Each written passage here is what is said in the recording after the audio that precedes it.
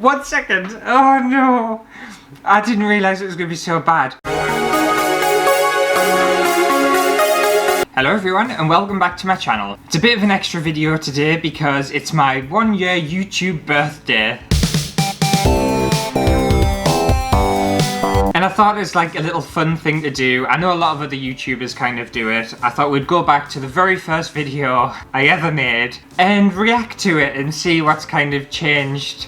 Hopefully for the better. But before we get into the cringe fest, make sure to click the subscribe button down below and the bell icon so you never miss an upload. I've never actually watched kind of my first video or any of kind of my older videos since basically when they went up, when they went online. Because when you kind of record your videos and stuff, you edit that much that you just get sick of seeing your face, you get sick of hearing your voice. I don't think it's going to be very good, but we'll get it up on the computer and see what it was like back then. Right, so my first ever video was a resin and feather paperweight tutorial, and it's got over 5,000 views, which is quite impressive to be fair. I'm surprised 5,000 people took the time to watch my video. Although 12 people disliked it, rude.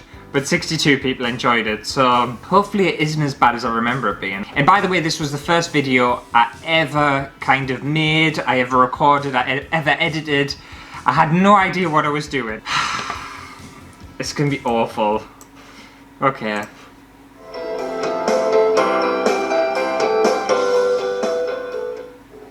Hi everyone and welcome to my new channel. Today I'm going to be showing you how to make these resin and feather paperweight. 1 second. Oh no. I didn't realise it was going to be so bad. Why is the camera like down here for and it's pointing like up? And also I just look half asleep. Them paperweights are nice though. They're really nice. If I do say so myself. Okay, so the first step you're going to need is a mould. I've got a latex mould that I've pre-made, but you can use anything from a silicone mould, metal, plastic. You can buy one or you can make one yourself. It's completely up to you. Yeah. And I'm just going to stop it there. I sound so boring. There is no range in my voice or anything, and this was all done on my phone at the time as well, and I can obviously tell because the quality isn't particularly great. And I was voiceovering a lot of it as well, which I don't usually do nowadays. It's very rare I do any kind of voiceover because I prefer just to do it as I'm going. But with this there were a lot of steps that I had to prepare for. And I can tell I'm like so rigid and just so tight, so uptight. a cup with a little bit of PV in the bottom, just to give it a little bit of weight. But you can use anything. Also, my favourite transition at the time when I was editing was a fade.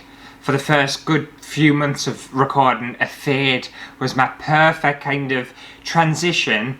Even if it didn't need a transition, it could have just been cut, I would always fade into it. Just try to avoid real fruits and flowers, especially if you're using polyester, because the heat will react with the object and the water will leak out, and that will destroy your cast, because resin absolutely hates water or moisture, so avoid that at all costs. That is actually a good point. Resin does hate moisture and water, so if you are doing any kind of resin casting or anything, do avoid getting water in your resin because it'll ruin it. I just explain it a million times in the video rather than just saying it the once.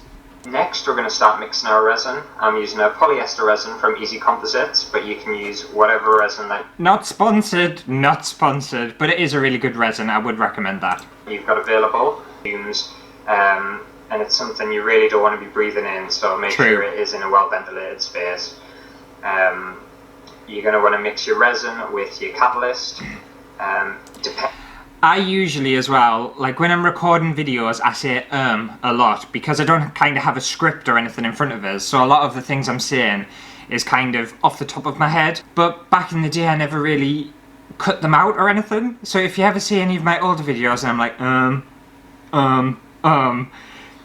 it's just because I just didn't realise, but I cut a lot of them out now. I cut pretty much all of them out now if I can. You don't want to mix too much catalyst into it because otherwise your resin can crack, it can go yellow and very brittle.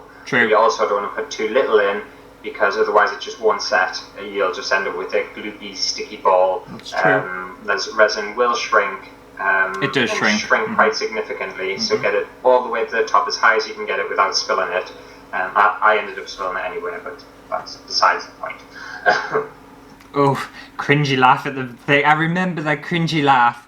And I was like, shall I keep it in or shall I leave it out? And I was like, oh, I'll keep it in because it makes me feel more human, but I kind of wish I'd cut it out. These transitions as well are ridiculous. They're about 5 seconds long. I don't know where them shorts went. I like them shorts. I don't know whether I've still got them or not. I'll have to rake around later on because they were good shorts. It will be a bit of a struggle and a bit of a chew on trying to get it out, but you will eventually get there. It'll just take a little bit of time than I wanted. So I am going to sand all of that off and make sure it's nice and smooth and polished.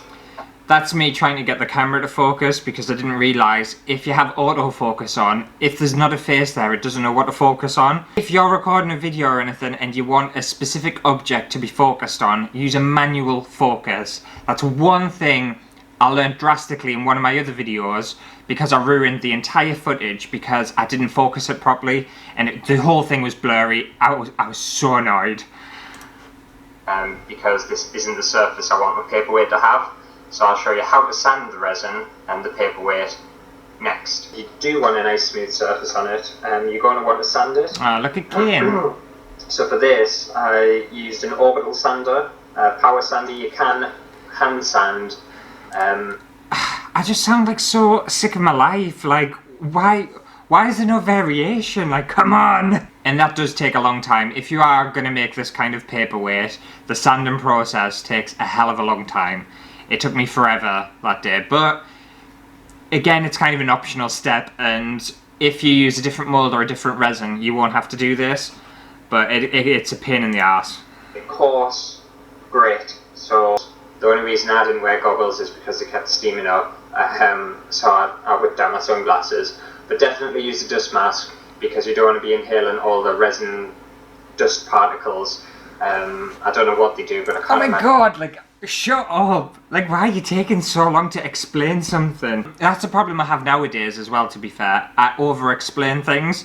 So in my old videos, I didn't realise, oh, maybe I don't have to repeat myself a million times. I just say it in like 2 words rather than a million words. Like, it's one thing I still struggle with, but I think I'm better at kind of cutting it down, whereas back then I was just like, oh, everything I say is perfect, everything I say is important. And they'll do you any good. Happy with that. It does look quite nice, but if you want a very transparent, glossy finish, finishes it off and makes it look really nice, transparent and glossy. But I'll show you that next. Why am I just showing you a picture of a sink? But just like, come on, like, go.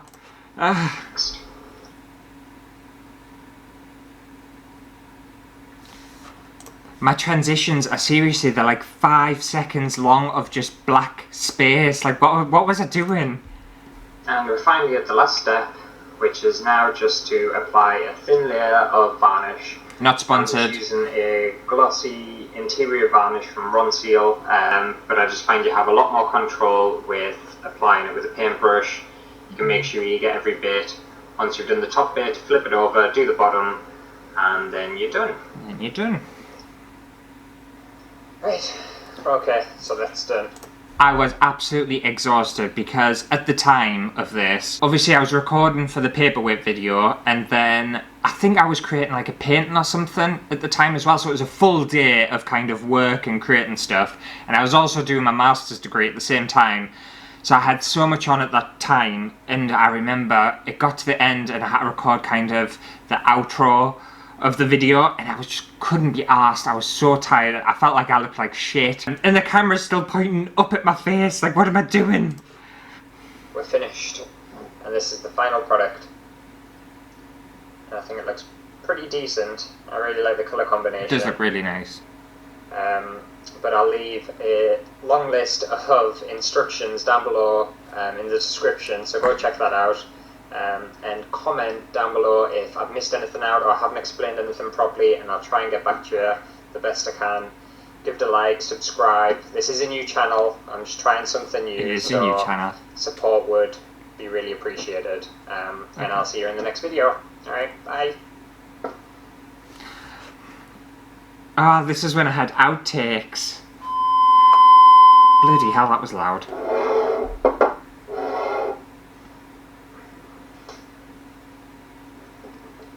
Hi everyone and welcome to my new channel. Today I'm going to be teaching you how to make these resin and feather paperweights. But let's crack on. No, shit. Hi everyone. No, terrible.